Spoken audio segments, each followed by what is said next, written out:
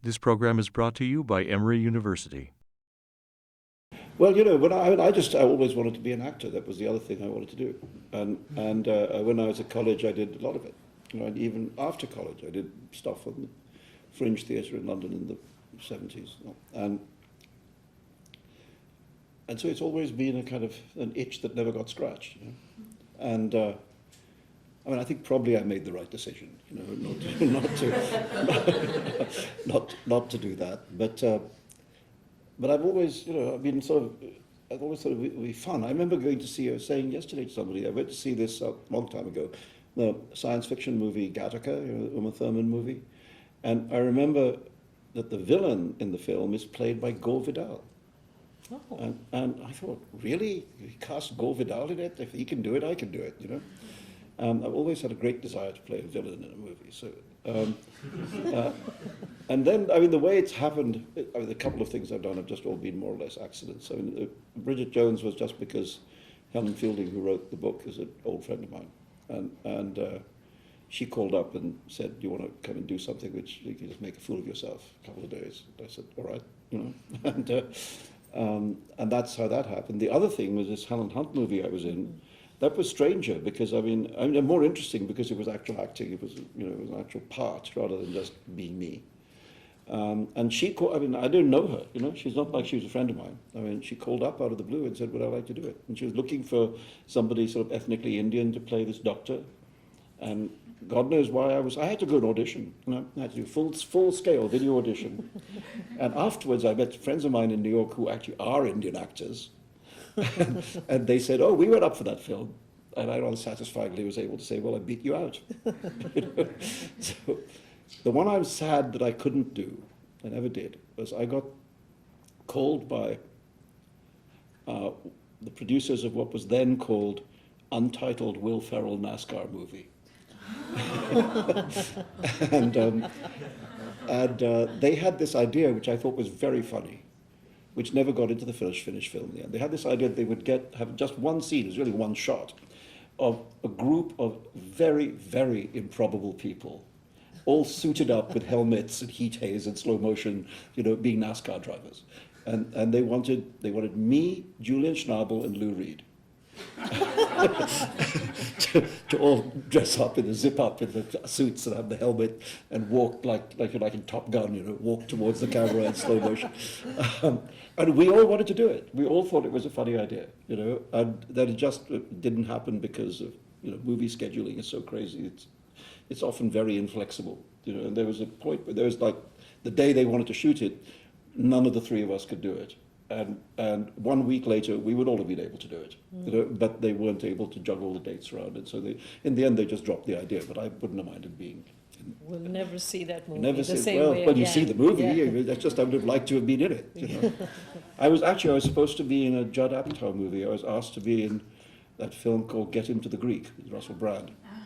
And there was supposed to be a scene. I think there is. There was a scene when Russell Brand's on the Today Show. And I was supposed to be the other guest at the Today Show, and he was supposed to pick a fight with me. And again, it was just, I was in the middle of a book tour, I couldn't do it. So stay tuned. So the missing roles are actually more interesting in many ways than the ones that I did do. Any Bollywood plans?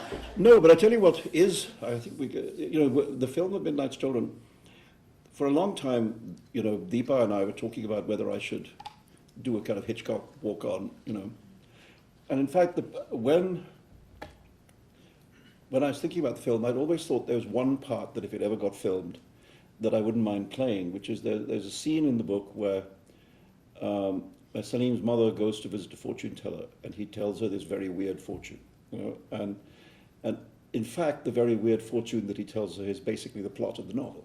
So I thought, well, since I made up the plot of the novel, I should probably play the fortune teller, and it's just one scene, and I said this to Deepa, and she said, absolutely, you're cast, and so we sort of thought for a little bit that I would do that, and then actually I fired myself, because I said, the thing about that scene is that the focus is not the fortune teller. The focus is the mother. She's coming there to hear this very strange prophecy about her child, and it's alarming and worrying and upsetting for her.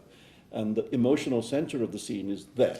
You know, it's not on the fortune teller. Then if you have this bit of stunt casting, you know, where people are watching the movie, they say, "Isn't that Salman Rushdie?" You know, it actually distracts the audience from where they should be looking. You know, and it actually breaks the emotion of the scene. You know, so I thought actually it's not right. We shouldn't do that. So I fired myself. But Deepa has plans for you to play a gangster in a Well, let's see if future that film. right? Let's see if it happens. Yes, she's written this. It's very, very funny screenplay called Biba Boys, which is about Sardar gangs in Vancouver, which there are quite a lot of. You know, and in the screenplay there's two warring gangs, both Sardar, both involved in the usual, you know, drugs and prostitution and etc. One of them is run by this really kind of handsome, cool kind of guy, some Akshay Kumar type, you know, and the other gang is run by this old Sikh godfather, and they really hate each other. The young dude and the old, the real hostilities between the generations of these two gangs. And she wanted me to play the old dude. I thought really, I absolutely want to do that because it's wonderfully written. I mean, it's wonderfully written. It's like Quentin Tarantino goes Desi, you know. Can't wait. It has that kind of snappy dialogue, like in a Tarantino movie. But it's the Indian criminal community in Vancouver. Who knew? You know, you go to Vancouver, it looks like this beautiful, idyllic little place. Sure does, yeah. But apparently it's got all these Sikh gangs. Can't wait. The preceding program is copyrighted by Emory University.